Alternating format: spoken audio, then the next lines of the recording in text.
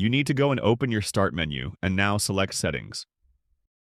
In the Settings window, choose Bluetooth and Devices. Scroll down and open the Mouse options.